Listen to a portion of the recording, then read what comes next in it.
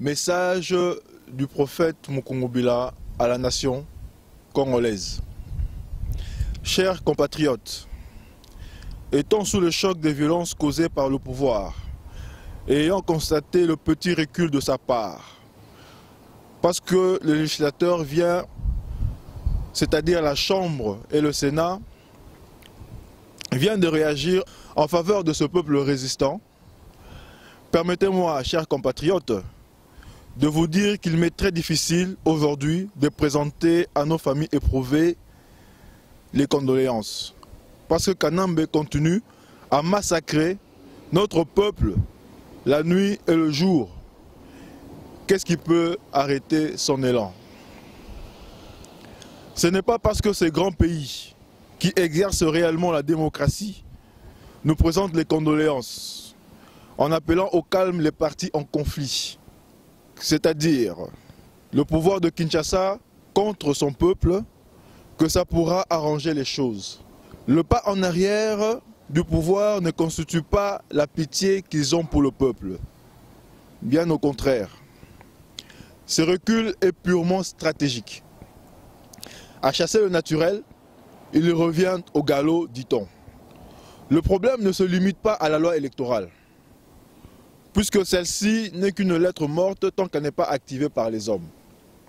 Le problème réel, chers compatriotes, c'est l'homme qu'on a hissé à la tête du pays. Il est étranger, ce n'est pas notre frère congolais.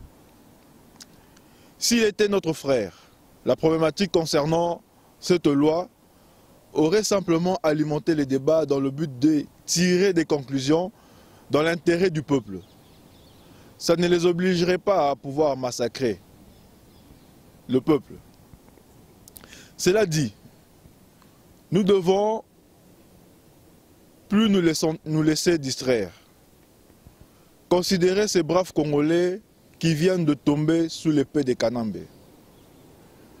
L'Éternel Dieu, dans Deutéronome 17, 15, dit « S'il t'arrive de choisir un chef ou un roi pour te diriger, il ne faut pas choisir un étranger, mais choisir un chef parmi tes frères, parce que l'étranger n'aura pas pitié de toi. » Je pense que même les législateurs, que ce soit les députés ou les sénateurs, souffrent d'assister impuissants au massacre du peuple. Ce pouvoir de Kanambe, une fois de plus, vient d'endayer notre nation par des massacres répétés après le carnage du 30 décembre 2013. Notre seul salut, le salut du peuple congolais, c'est de voir Kanambe et ses frères rwandais quitter notre territoire. C'est le seul moyen salutaire d'arrêter les massacres et les génocides planifiés par Kanambe et Kagame. Sans ces massacres, le Rwanda ne peut se développer parce qu'il n'a aucune richesse à part la vache et son lait. Ce qui revient à dire que ce n'est pas par le simple rejet de la loi que le peuple va enfin trouver la paix. Non, non et non. Kanambe fait tout pour se maintenir au pouvoir et tant qu'il sera à la tête du pays, le peuple congolais va continuer de se faire massacrer jour et nuit. Ainsi dit le prophète.